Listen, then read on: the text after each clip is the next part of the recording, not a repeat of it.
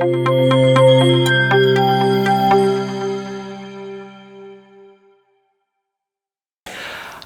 வணக்கம். ஸ்மிருதி அகாடமிலேருந்து உங்கள் தம்பையா பேசுகிறேன். இந்த சேனலோட முழு முதற் நோக்கமே உலகத்தில் உள்ள கடைகோடி தமிழன் வரைக்கும் இந்த ஆங்கில புலமைங்கிற மகத்தான திறமையை கொண்டு போய் சேர்க்கறது தான். குறிப்பாக இந்த காணொலியில் நம்ம பார்க்க போகிறது மிஸ்ப்ரொனவுன்ஸ்டு வேர்ட்ஸ், தவறாக உச்சரிக்கப்படும் வார்த்தைகள்.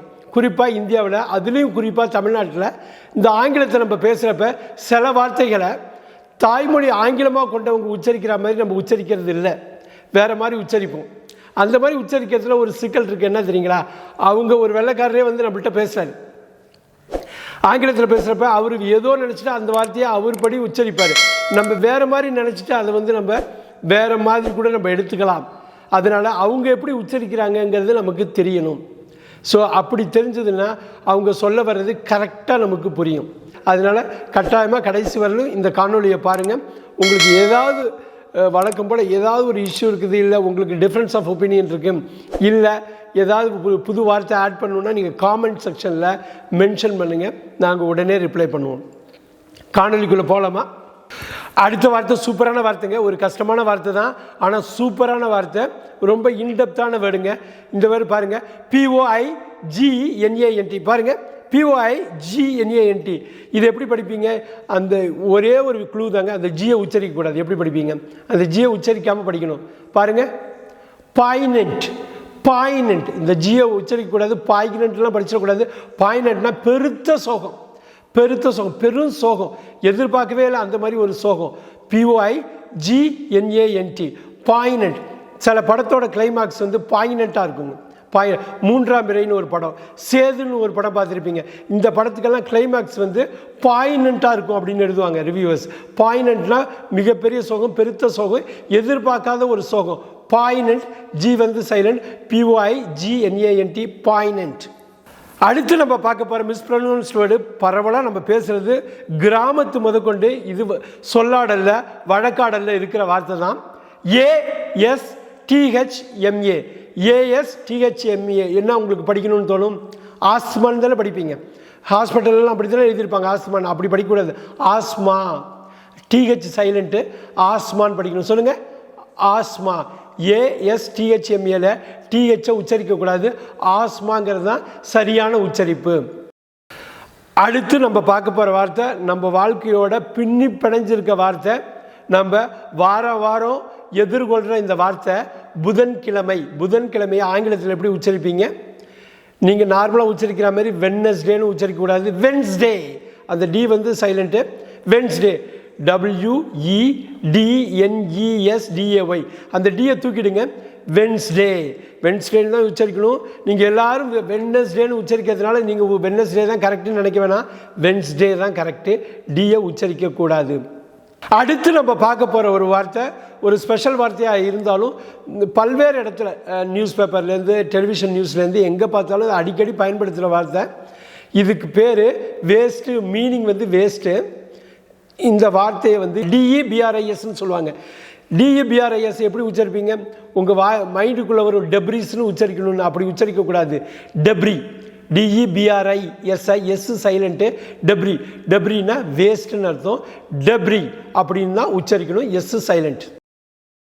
அடுத்து நம்ம பார்க்க போகிற மிஸ்ப்ரொனவுன்ஸ்டு வேர்டு, தவறாக உச்சரிக்கப்படும் வார்த்தை வந்து பெண்கள் சம்மந்தப்பட்டது. லாஞ்சரி. அது வந்து லாஞ்சரி, LINGERI, லாஞ்சரி. லிஞ்சரின்னு படிக்கக்கூடாது, லாஞ்சரி. இது விமனோட அண்டர்வேர். விமனோட அண்டர்வேர் அந்த கிளாத்தை வந்து லாஞ்சரி அப்படிம்பாங்க. LANGERI, லிஞ்சரின்னு படிக்கக்கூடாது. அடுத்து நம்ம பார்க்க போகிறது ரொம்ப கவனிக்க வேண்டியது, நீங்களும் நிறைய வாட்டி பயன்படுத்தலாம், குறிப்பாக IT இண்டஸ்ட்ரியிலலாம் இருக்கீங்க அப்படின்னாக்கா நிச்சயம் உங்களுக்கு தெரியும். இதுக்கு இந்த வார்த்தை வந்து கேஷுங்க. CASHன்னு சொல்ல வேணாம், அந்த கேஷ் இருக்குது, அதே மாதிரி உச்சரிக்க வேண்டிய ஒரு வார்த்தை. CACHE, cache memory. கேட்ச் மெமரிலாம் சொல்லுவாங்க, நம்ம இந்தியாவில் குறிப்பாக சொல்லுவோம். அப்படி சொல்லக்கூடாது. கேஷ் மெமரி, டெம்பரரி ஸ்டோரேஜ் மாதிரி தான் கேஷ் மெமரி. CACHE கேஷ்ன்னு படிக்கணும், கேட்ச்ன்னு படிக்கக்கூடாது, கேட்சின்னு படிக்கக்கூடாது.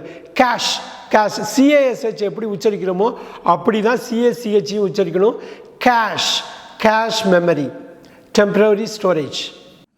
ரொம்ப அடுத்து ஒரு எளிமையான வார்த்தை தாங்க. அடுத்து பார்க்க போகிற வார்த்தை, அந்த வார்த்தை டூம் அப்படின்னு படிக்கணும். டூம்னா நீங்கள் எப்படி யோசிப்பீங்க? ஆனால் இதோட ஸ்பெல்லிங் என்ன தெரியுங்களா? டிஓஎம்பி. இந்த பியை கட் பண்ணணும், பியை வந்து உச்சரிக்கக்கூடாது. டிஓஓஎம் இருக்கிற மாதிரியே டூம் சொல்லணும், டாம்னு சொல்லக்கூடாது. டாம்பு கிடையாது, டாம் கிடையாது, டூம், டிஓஓஎம் அப்படிங்கிற மாதிரி உச்சரிக்கணும். எப்படி தெரியுங்களா? டிஓஎம்பி தான் ஸ்பெல்லிங். கல்லறை, கல்லறை, டாம். அப்போ இதை வந்து எப்படி சொல்லணும்? டோம், டோம் அப்படின்னு உச்சரிக்கணும். B silent, டூம்னு உச்சரிக்கணும். அடுத்து இது இல்லாமல் இப்போ வாழ முடியாது அப்படிங்கிற ஒரு நிலைமை வந்துருச்சு இந்த வார்த்தை. ஆனால் வாழ முடியாது, 2 வீலர் 4 வீலர் எல்லாத்துக்கும் இந்த வார்த்தை தான். அப்படிப்பட்ட ஒரு வார்த்தையை நம்ம இந்தியாவில் பொதுவாக தவறாக உச்சரிக்கிறோம். அது என்னன்னு பார்க்கலாமா? VEHICLE. VEHICLE எப்படி உச்சரிப்பீங்க? அந்த ஹச்சை கட் பண்ணுங்க, வெஹிக்கிள்னு யூஸ் பண்ணக்கூடாது, வெஹிக்கிள், வெஹிக்கிள். ஓகே, திருப்பி சொல்லவா? VEHICLE, ஹெச் வந்து சைலண்ட்டு.